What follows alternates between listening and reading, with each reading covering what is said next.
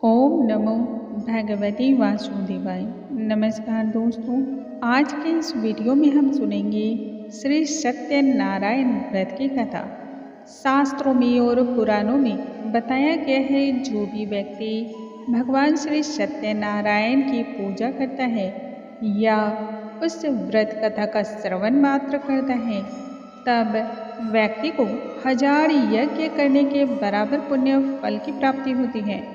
भगवान श्री सत्यनारायण की व्रत कथा में भगवान विष्णु की पूजा अर्चना की जाती है और इसके साथ ही उनसे आशीर्वाद प्राप्त किया जाता है। यह व्रत कथा संपूर्ण मनोरथों को सिद्ध करने वाला होता है और इस व्रत के प्रभाव से घर में सुख, समृद्धि, वैभव, ऐश्वर्य का सदैव के लिए वास होता है। इसके साथ ही भगवान विष्णु और माँ लक्ष्मी की कृपा की भी प्राप्ति होती है। इस व्रत कथा में 5 कथाएं हैं, 5 अध्याय हैं। आज के इस वीडियो में हम सुनेंगे सत्यनारायण स्वामी जी की कथा, जो कि खासकर पूर्णिमा के दिन सुनने से विशेष लाभ की प्राप्ति होती है। बोलो श्री सत्यनारायण भगवान की जय, भगवान विष्णु की जय। एक समय की बात है, नैमिषारण्य तीर्थ में शौनिकादि 88,000 ऋषियों ने श्री सूत जी से पूछा, हे प्रभु, इस कलि काल में वेद विद्या रहित मनुष्यों को भगवान और प्रभु की भक्ति भला किस प्रकार से मिल सकती है, तथा उन मनुष्यों का उद्धार और कल्याण कैसे हो सकता है। कोई ऐसा व्रत बतलाइए, ऐसा कोई तप बतलाइए जिससे बहुत ही थोड़े समय में पुण्य की प्राप्ति हो और मन की सभी इच्छाएं भी पूर्ण हो। इस प्रकार की कथा सुनने की इच्छा से हम सभी आपके पास आए हैं। तब सर्व शास्त्रों के ज्ञाता सूत जी बोले, हे वैष्णवों में पूज्य, आप सभी ने प्राणियों के हित और कल्याण की बात पूछी है, इसलिए आज मैं आपको एक ऐसे ही श्रेष्ठ व्रत के बारे में बतलाऊंगा जिसे स्वयं लक्ष्मीपति ने नारद जी के पूछने पर बतलाया था। लक्ष्मीपति ने मुनि श्रेष्ठ नारद जी से तब जो कहा था वह मैं आपसे बता रहा हूँ, आप सभी से ध्यानपूर्वक सुने। एक समय की बात है, योगी राज नारद जी दूसरों के हित की इच्छा करके अनेक लोकों में घूमते हुए मृत्यु लोक में जा पहुँचे। यहाँ उन्होंने अनेक योनियों में जन्मे प्रायः सभी मनुष्यों को अपने अपने कर्मों के द्वारा अलग अलग दुख और पीड़ा से पीड़ित देखा। उनका दुख देख करके नारद जी सोचने लगे, ऐसा कौन सा यत्न किया जाए जिसके करने से निश्चित रूप से मानव के दुखों का अंत हो जाए। इसी पर विचार मग्न करते हुए वह भगवान विष्णु के विष्णु लोक धाम में जा पहुँचे। वहाँ वह देवों के ईश नारायण की स्तुति करने लगे, जिनके हाथों में शंख, चक्र, गदा और पद्म थे तथा गले में सुंदर से वरमाला पहने हुए थे। भगवान की स्तुति करते हुए नारद बोले, हे प्रभु, आप तो अंतर्यामी हैं, जगत के पालनहार हैं, आप अत्यंत शक्ति से संपन्न हैं। मन तथा वाणी भी आपको प्राप्त नहीं कर पाती है। आपका ना तो आदि, मध्य और ना ही अंत है। हे निर्गुण स्वरूप सृष्टि के कारण भक्तों को दूर करने वाले, आपको मेरा बारंबार नमस्कार है। तब नारद जी की स्तुति सुनकर भगवान विष्णु बोले, हे मुनि श्रेष्ठ, जरूर आपके मन में कोई न कोई बात है, अर्थात आप किस कार्य हेतु यहाँ पर आए हैं उसे निसंकोच कहें। इस पर मुनि नारद बोले, मृत्युलोक में अनेक योनियों में जन्मे मनुष्य अपने कर्मों के द्वारा अलग अलग प्रकार के दुख से पीड़ित हो रहे हैं। हे नाथ, यदि आप मुझ पर कृपा भाव रखते हैं, हे नाथ, यदि आप मुझ पर दया भाव रखते हैं, तो बताइए वो मनुष्य थोड़े ही प्रयास से कैसे अपने दुखों से मुक्ति को प्राप्त कर सकते हैं।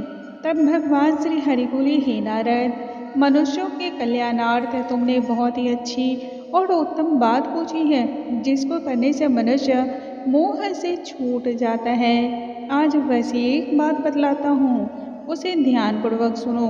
स्वर्गलोक और मृत्युलोक दोनों में एक ही दुर्लभ व्रत है जो सभी प्रकार के पुण्यों को देने वाला है। आज तुम्हारे प्रेम के वशीभूत होकर के मैं तुमसे वह कहता हूँ, श्री सत्यनारायण भगवान का यह व्रत अच्छी तरह विधान पूर्वक करने से मनुष्य तुरंत ही इस जन्म में सभी सुखों को तो भोगता ही है, साथ ही मृत्यु के उपरांत मोक्ष को भी प्राप्त करता है। तब श्री हरि के वचन को सुनकर नारद जी बोले, हे प्रभु, उस व्रत का क्या फल है और व्रत का विधान क्या है, तथा पहली बार यह व्रत किसने किया था, इस व्रत को कौन कौन कर सकते हैं, आदि सभी कुछ आपके मुख से मैं सुनना चाहता हूँ। नारद जी की बात सुनकर श्री हरि बोले, दुख व शोक से दूर करने वाला यह सभी स्थानों पर विजय की प्राप्ति कराता है। इस व्रत के प्रभाव से मनुष्य को सभी सुख मिलते हैं।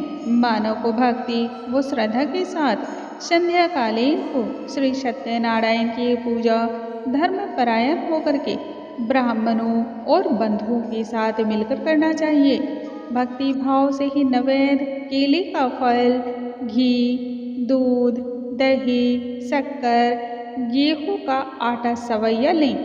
गेहूं के स्थान पर साठी का आटा, गुड़ तथा शक्कर लेकर के वो सभी भक्षण योग्य पदार्थों को मिलाकर भगवान को भोग लगाएं। उसमें तुलसी दल तो अवश्य ही डालें। ब्राह्मणों सहित बंधु बांधवों को फिर भोजन कराएं। उसके पश्चात स्वयं भोजन को ग्रहण करें। भजन, कीर्तन और जागरण के साथ भगवान की भक्ति में लीन हो जाएं। इस तरह से श्री सत्यनारायण भगवान का व्रत करने से मनुष्य की समस्त इच्छाएं निश्चित रूप से पूर्ण होती हैं। इस कली काल में अर्थात मृत्यु लोक में मोक्ष का एक ही सरल उपाय बताया गया है और वह है श्री सत्यनारायण व्रत की कथा। आइए हम सत्यनारायण की व्रत की कथा का दूसरा अध्याय श्रवण करते हैं। बोलो श्री सत्यनारायण भगवान की जय, श्री विष्णु भगवान की जय। सूत जी बोले, हे ऋषियों, जिसने पहले समय में इस व्रत को किया था उसका इतिहास कहता हूँ, ध्यानपूर्वक सुनो। सुंदर काशीपुरी नगरी में एक अत्यंत ही निर्धन ब्राह्मण रहा करता था। वो प्यास से परेशान वह धरती पर इधर उधर घूमा करता था। भगवान तो ब्राह्मणों से अत्यधिक प्रेम करते हैं। एक दिन भगवान को एक कार्य सूझा। तत्पश्चात भगवान ने अपने वेश को ब्राह्मण के रूप में धारण किया और उस ब्राह्मण के पास जाकर पूछा, हे विप्र, नित्य दुखी होकर तुम पृथ्वी पर क्यों घूमते हो? तब वह दीन ब्राह्मण बोला, मैं तो निर्धन ब्राह्मण हूँ, भिक्षा के लिए यहाँ वहाँ घूमता रहता हूँ। हे भगवान, यदि आप इसका कोई उपाय जानते हो तो बताएं। वृद्ध ब्राह्मण तब कहता है, भगवान सत्यनारायण सबके मनोरथों को पूर्ण करने वाले हैं, सबकी इच्छाओं को पूर्ण करते हैं, इसलिए तुम उनका पूजन करो। इसे करने से मनुष्य सभी दुखों से मुक्त हो जाता है। वृद्ध ब्राह्मण बनकर आए सत्यनारायण भगवान उस निर्धन ब्राह्मण को तब व्रत का सारा विधान और विधि बताकर वहां पर से अंतर ध्यान हो जाते हैं। ब्राह्मण मन ही मन सोचने लगा कि जिस व्रत को वृद्ध ब्राह्मण कह के गया है, मैं उस व्रत को अवश्य ही करूँगा। यह निश्चय करने के पश्चात उसे रात्रि में निद्रा ही नहीं आई। वह सुबह सवेरे उठकर भगवान सत्यनारायण के व्रत का निश्चय करके भिक्षा के लिए चला गया। उस दिन निर्धन ब्राह्मण को भिक्षा में बहुत सारा धन मिला, जिससे उसने बंधु बांधवों के साथ मिलकर श्री सत्यनारायण व्रत का संकल्प किया। भगवान सत्यनारायण का व्रत संपन्न करने के बाद वह निर्धन ब्राह्मण सभी प्रकार के दुख और पीड़ा से मुक्ति पा गया और अनेक प्रकार की संपत्तियों से युक्त हो गया, सुखी समृद्ध हो गया। उसी समय से यह ब्राह्मण हर माह इस व्रत को करने लगा। इस तरह से भगवान श्री सत्यनारायण के व्रत को जो भी मनुष्य करता है वह संपूर्ण प्रकार के पापों को छूट करके भगवान का भक्त हो जाता है और मोक्ष को प्राप्त करता है। जो मनुष्य इस व्रत को करेगा निश्चय ही उसके सभी दुखों का अंत हो जाएगा। फिर सूत जी बोलते हैं, इस तरह से नारद जी से नारायण जी ने जो भी कहा था श्री सत्यनारायण व्रत के बारे में, वह सभी मैंने तुमसे कहा है हे विप्रो, और मैं इसके बारे में और क्या कहूँ। ऋषि बोले, हे मुनिवर, संसार में उस विप्र से सुनकर और किस किस ने इस उत्तम व्रत को धारण किया, हम इस बात को जानना चाहते हैं। इसके लिए हमारे मन में श्रद्धा भाव है। सूत जी बोले, हे मुनियों, जिस जिसने इस व्रत को धारण किया वे सब सुनो। एक समय वही विप्र धन और ऐश्वर्य के अनुसार अपने बंधु बांधवों के साथ इस व्रत को करने को तैयार हुआ। उसी समय एक लकड़ी बेचने वाला बूढ़ा आदमी आया और लकड़ी की गठरी बाहर रखकर अंदर ब्राह्मण के घर में गया। वह लकहारा बहुत ही भूखा और प्यासा था, लेकिन अंदर जाने के बाद उसने व्रत करते हुए देख करके उस ब्राह्मण को नमस्कार किया और पूछा, यह आप क्या कर रहे हैं। तब उन्होंने बताया कि मैं व्रत कर रहा हूँ। तब उस लकहारे ने पूछा, इस व्रत को करने से क्या फल मिलेगा, मैं भी जानना चाहता हूँ। ब्राह्मण ने तब समस्त मनोकामनाओं को पूर्ण करने वाला भगवान श्री सत्यनारायण व्रत की संपूर्ण विधि उस लकहारे को बता दी और इसके साथ यह भी बताई कि इनकी कृपा से ही मेरे घर में धन धान्य की वृद्धि हुई है। विप्र से श्री सत्यनारायण व्रत तथा उनकी विधि के बारे में जान करके लकहारा अति प्रसन्न हुआ। चरणामृत और प्रसाद खाने के बाद वह अपने घर आ गया तथा मन ही मन उसने संकल्प किया, आज लकड़ी बेचने के बाद जो भी धन मिलेगा उससे वह भी भगवान श्री सत्यनारायण का उस व्रत को करेगा। मन में इस प्रकार का विचार करके बूढ़ा आदमी सिर पर लकड़ी की गठरियां रख उस नगर में बेचने गया जहाँ धनी लोग ज्यादा रहा करते थे। उस नगर में उसे अपनी लकड़ियों के दाम पहले से 4 गुना अधिक मिले।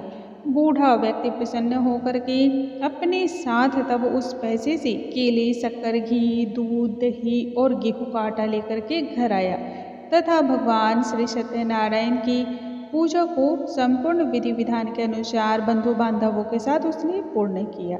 इस व्रत के प्रभाव से वह बूढ़ा लकहारा धन, पुत्र आदि से युक्त होकर के संसार के समस्त सुखों को भोग करके अंतिम समय में वह मृत्यु को प्राप्त होकर के बैकुंठ धाम को प्राप्त हो गया। बोलो श्री सत्यनारायण भगवान की जय, भगवान विष्णु की जय। अब हम सुनेंगे तीसरे अध्याय की कथा। सूत जी बोले, हे ऋषि मुनियों, अब आगे की कथा कहता हूँ। पहले समय में उल्कामुख नामक एक बुद्धिमान राजा रहा करता था। वह सत्यवक्ता और जितेंद्रिय था। प्रतिदिन देव स्थानों पर जाता और निर्धनों को धन देकर के उसके कष्ट को दूर करता था। उसकी पत्नी कमल के मुख के समान तथा सती साध्वी स्त्री थी। भद्रशीला नदी के तट पर उन दोनों ने श्री सत्यनारायण भगवान का व्रत किया। उसी समय साधु नामक एक वैश्य आया। उसके पास व्यापार करने के लिए बहुत सा धन भी था। राजा को व्रत करते देख करके वह विनय पूर्वक पूछने लगा, हे राजन, भक्ति भाव से पूर्ण होकर के आप यह क्या कर रहे हैं तथा किस भगवान की आराधना कर रहे हैं, मैं आपके मुख से सुनना चाहता हूँ और आप मुझे कृपा कर बताएं। तब राजा बोले, हे साधु, अपने बंधु बांधवों के साथ तथा पुत्र आदि की प्राप्ति के लिए एक महाशक्तिमान श्री सत्यनारायण भगवान का व्रत एवं पूजन कर रहा हूँ।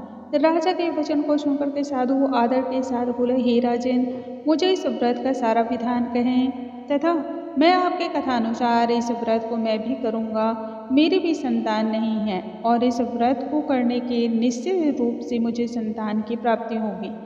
तब राजा से व्रत का सारा विधान सुनकर के व्यापार से निवृत्त होकर के वह अपने घर चला गया।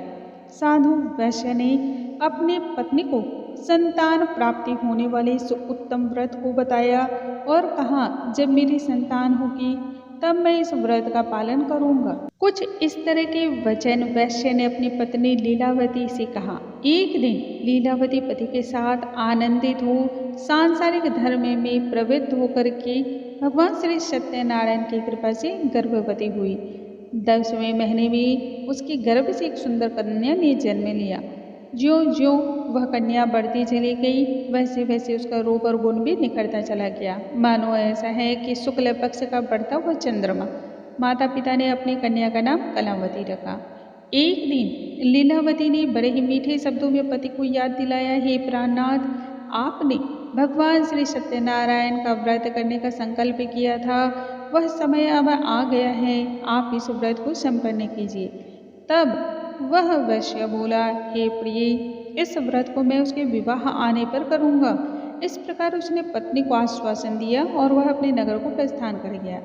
कलावती तब पिता के घर में रहकर वृद्धि को प्राप्त हो गई। साधु ने एक बार नगर में अपनी कन्या को सखियों के साथ देखा तो तुरंत ही दूत को बुलवाया और कहा, मेरी कन्या के लिए योग्य वर को दिखाओ। साधु की बात सुनकर के दूत कंचन नगर में जा पहुंचा और वहां देखभाल कर लड़की के सुयोग्य वानिक पुत्र को लेकर के आया। उस सुयोग्य लड़के को देख करके वैश्य ने बंधु बांधवों को बुला करके अपने पुत्री का विवाह उसके साथ संपन्न करा दिया। लेकिन दुर्भाग्य की बात तो यह थी कि उस वैश्य ने अभी भी भगवान श्री सत्यनारायण का व्रत पूर्ण नहीं किया। इस पर भगवान क्रोधित हो गए और श्राप दिया, साधु को अत्यधिक दुख और पीड़ा प्राप्त हो। अपने कार्य में कुशल साधु बनिया जमाई को लेकर के समुद्र के पास स्थित हो रत्नापुर नगर में गया। वहां जाकर दामाद ससुर दोनों ने मिलकर चंद्रकेतु राजा के नगर में व्यापार किया। एक दिन की बात है, भगवान श्री सत्यनारायण की माया से एक चोर राजा का धन चुरा करके भाग रहा था। उसने राजा के सिपाहियों को अपना पीछा करते हुए देखा तो चुराया हुआ धन वहीं पर रख दिया जहां साधु अपने जमाई के साथ ठहरा हुआ था। राजा के सिपाहियों ने जब राजा के उस धन को वैश्य और उसके जमाई के पास देखा तो दोनों को बांध करके राजा के पास ले आए और कहा, हमने चोर को पकड़ लिया है, अब आगे की कार्यवाही की आप आज्ञा दें। राजा की आज्ञा के अनुसार उन दोनों को तब कठिन कारावास में डाल दिया गया और उसके साथ ही उनका सारा धन भी उनसे छीन लिया गया। श्री सत्यनारायण भगवान के श्राप से साधु की पत्नी भी इससे बहुत अधिक दुखी हुई। घर में जो भी धन रखा था उसे चोर चुरा ले गए। शारीरिक तथा मानसिक पीड़ा उससे शुरू हो गई। भूख प्यास से अति दीन दुखी अवस्था में अन्न की चिंता में कलावती के एक ब्राह्मण के घर गई। वहां उसने भगवान श्री सत्यनारायण का व्रत होते देखा। फिर उसने वहीं पर रुक करके व्रत की कथा सुनी तथा प्रसाद ग्रहण कर वह रात्रि को वापस अपने घर आई। पुत्री को आया हुआ देख करके माता ने कलावती से पूछा, ये पुत्री, अब तक तुम कहाँ थी? तुम्हारे मन में क्या है? कलावती ने तब अपनी माता से कहा, हे माता, मैंने पास में ही एक ब्राह्मण के घर में सत्यनारायण भगवान का व्रत करते हुए देखा है। कन्या के वचन सुन करके लीलावती भगवान के पूजन की तैयारी करने लगी क्योंकि उसे याद हो आया। लीलावती ने परिवार और बंधु बांधवों के सहित मिलकर के भगवान श्री सत्यनारायण का पूजन किया और उनसे वरदान मांगा, मेरे पति तथा जमाई शीघ्र ही घर लौट आए। साथ ही यह भी प्रार्थना की कि हम सब का अपराध आप क्षमा करो प्रभु, हमसे भूल चूक हो गई है।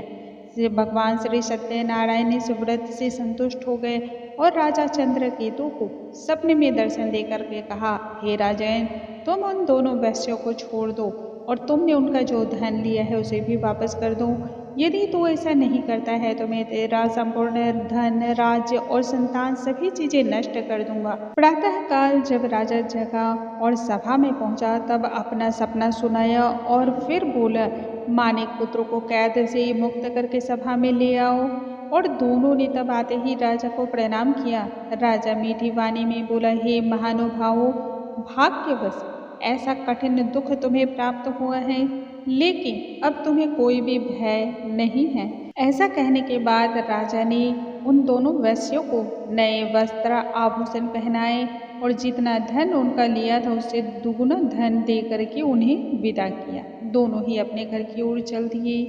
इस प्रकार से भगवान श्री सत्यनारायण व्रत की तीसरी कथा संपूर्ण होती है। बोलो भगवान श्री सत्यनारायण भगवान की जय, भगवान विष्णु की जय। अब हम सुनेंगे सत्यनारायण भगवान के चौथे अध्याय के व्रत की कथा।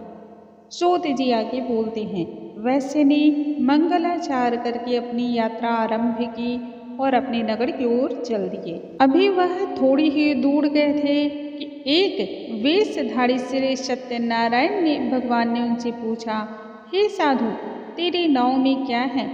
अभी वानी हंसता हुआ बोला, हे दंडी, आप यह क्यों पूछते हो? क्या आपकी इच्छा धन लेने की है? मेरी नाव में तो सिर्फ और सिर्फ बेल और पत्ते भरे हुए हैं। वैश्य के कठोर वचन को सुनकर के भगवान बोले, तुम्हारा वचन सत्य हो। दंडी ऐसे वचन को कह करके वहां से दूर चले गए। कुछ दूर जाकर के समुद्र के किनारे वह बैठ गए। दंडी के जाने के बाद साधु वैश्य ने नित्य क्रिया के पश्चात नाव को ऊंची उठते देख करके अचंभा माना और नाव में झांक कर देखा। नाव में चारों ही तरफ बेल की पत्ती आदि को देख करके वह मूर्छित होकर के जमीन पर गिर पड़ा। मूर्छा खुलने पर वह अत्यंत शोक में डूब गया और तब उसका दामाद बोला कि आप शोक न मनाएं, यह सब उस दंडी का शाप है। वह दंडी सामान्य दंडी नहीं था, जरूर उसके वेश में कोई अन्य था, इसलिए हमें उनकी शरण में जाना चाहिए, वही हमारी इस समस्या को दूर करेंगे। दामाद की बात को सुनकर के वह दंडी के पास पहुंचा और अत्यंत भक्तिभाव नमस्कार करके बोला, मैंने आपसे जो असत्य वचन कहे थे उसके लिए आप मुझे क्षमा कर दें। ऐसा कहकर वह महान शोकातुर होकर के रोने लगा। तब दंडी भगवान बोले, हे वानिक पुत्र, मेरी आज्ञा से बार बार तुम्हें दुख की प्राप्ति हुई है। तो मेरी पूजा से विमुख हुआ और संकल्प लेने के बाद भी तूने अपने व्रत को पूर्ण नहीं किया। साधु बोला, हे भगवान, आपकी माया से ब्रह्मा आदि देवता भी आपके रूप को नहीं जान सके, फिर मैं अज्ञानी भला कैसे जान सकता हूँ? आप मुझ पर प्रसन्न हुए, मैं अपने सामर्थ्य के अनुसार आपकी पूजा करूँगा, मेरी रक्षा करो प्रभु। और नौका में पहले की भांति सब धन धान्य भर दो। तब साधु वैश्य के भक्तिपूर्ण वचन को सुनकर के भगवान उस पर प्रसन्न हो गए और उसकी इच्छा अनुसार वरदान देकर के अंतर्ध्यान हो गए। ससुर जमाई अब नाव पर आए जब, तो नाव धन से भरी हुई थी। फिर वहीं अपने अन्य साधुओं के साथ भगवान सत्यनारायण की पूजा करके अपने नगर की ओर प्रस्थान कर गए। जब नगर के नजदीक पहुंचे तो दूत को घर पर खबर करने के लिए भेज दिया। दूत साधु की पत्नी को प्रणाम करके कहता है कि मालिक अपने दामाद सहित नगर के निकट आ गए हैं। दूत की बात सुनकर के साधु की पत्नी लीलावती ने बड़े हर्ष के साथ सत्यनारायण भगवान का पूजन कर अपनी पुत्री कलावती से कहा कि मैं अपने पति के दर्शन को जाती हूँ, तो कार्य पूर्ण कर शीघ्र ही आ जा। माता के ऐसे वचन सुनकर के कलावती जल्दी में प्रसाद को बिना ग्रहण किए ही पति के पास दौड़ी भागी चली आई। प्रसाद की अवज्ञा करने के कारण भगवान श्री सत्यनारायण रुष्ट हो गए और नाव सहित उसके पति को पानी में डुबो दिया। कलावती अपने पति को वहां ना पाकर के रोती बिलखती हुई जमीन पर गिर पड़ी।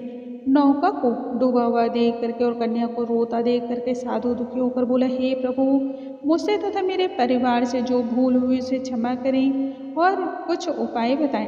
तब आकाशवाणी हुई, हे साधु, तेरी कन्या मेरे प्रसाद को छोड़ करके आई है, इसलिए उसका पति अदृश्य हो गया है। यदि वह घर जाकर के प्रसाद को खा करके लौटती है तो अवश्य ही इसे इसका पति मिलेगा। ऐसी आकाशवाणी सुनकर के कलावती दुखी होते हुए अपने घर को पहुंचती है और प्रसाद को सप्रेम ग्रहण करती है। फिर भगवान श्री सत्यनारायण को प्रणाम करके अपने पति के दर्शन हेतु पहुंचती है। इसके पश्चात साधु अपने बंधु बांधवों सहित भगवान श्री सत्यनारायण का पूजन विधि विधान के अनुसार करता है और वह संपूर्ण सुखों को भोगता हुआ अंत में वैकुंठ धाम को निवास कर जाता है। इस प्रकार से भगवान श्री सत्यनारायण व्रत की कथा का 4वां अध्याय संपूर्ण होता है। बोलो भगवान श्री सत्यनारायण की जय, भगवान विष्णु की जय। अब हम सुनेंगे भगवान श्री सत्यनारायण व्रत की कथा का 5वां अध्याय। सूत जी बोले, हे ऋषियों, मैं और भी एक कथा सुनाता हूँ, उसे भी ध्यान पूर्वक सुनो। प्रजा पालन में लीन तुंगध्वज नामक एक राजा रहा करता था। उसने भी भगवान श्री सत्यनारायण की प्रसाद का त्याग करके बहुत ही दुख प्राप्त किया। एक बार वन में जाकर वन्य पशुओं को मारकर वह बर के पेड़ के नीचे आया। वहाँ उसने ग्वाल बालों को भक्ति भाव के साथ अपने बंधु बांधवों सहित भगवान श्री सत्यनारायण का पूजन व्रत करते देखा। अभिमानवश राजा ने उन्हें वहाँ पूजन अर्चना करते हुए देखकर भी ना तो उसने भगवान श्री सत्यनारायण को प्रणाम किया, ना ही उस प्रसाद को ग्रहण किया और प्रसाद को वहीं छोड़ करके वह अपने नगर को वापस चला आया। जब वह नगर के नज़दीक पहुंचा तो वहाँ सब कुछ तहस नहस हुआ पाया। तब वह शीघ्र ही समझ गया कि यह सब भगवान की ही लीला है। वह दोबारा ग्वाल बालों के पास पहुंचा और विधि पूर्वक भगवान की पूजा प्रार्थना करने के पश्चात उसने पूजा का प्रसाद खाया तो भगवान श्री सत्यनारायण की कृपा से सब कुछ पहले के जैसा ही हो गया। दीर्घ काल तक तब सुख भोगने के पश्चात वह अंत में स्वर्गलोक को प्राप्त हुआ। जो मनुष्य इस परम दुर्लभ इस व्रत को करेगा, भगवान श्री सत्यनारायण की असीम अनुकंपा उस व्यक्ति पर होगी। धन धान्य सुख संपत्ति से सदैव वह पूर्ण होगा। निर्धन मनुष्य धनी हो जाता है और भययुक्त होकर के जीवन को प्राप्त करता है। जो मनुष्य निसंतान है उसे निश्चय ही संतान की प्राप्ति होती है और यह व्रत संपूर्ण मनोरथों को पूर्ण करता है।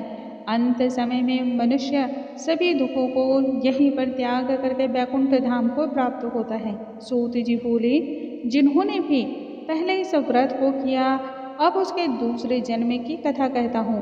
वृद्ध शतानंद ब्राह्मण ने सुदामा का जन्म लेकर के मोक्ष की प्राप्ति की। लकाहारे ने अगले जन्म में निषाद बनकर के मोक्ष प्राप्त किया। उल्का मुख नामक का राजा दशरथ होकर के वैकुंठ को गए। साधु नाम के वैश्य ने मोर ध्वज बन करके अपने पुत्र को आड़े से चीर करके मोक्ष पाया। महाराज तुंगध्वज ने स्वयंभू होकर के भगवान में भक्ति युक्त होकर के कर्म करके मोक्ष की प्राप्ति की। इस प्रकार से भगवान श्री सत्यनारायण व्रत की कथा का 5वां अध्याय संपूर्ण होता है।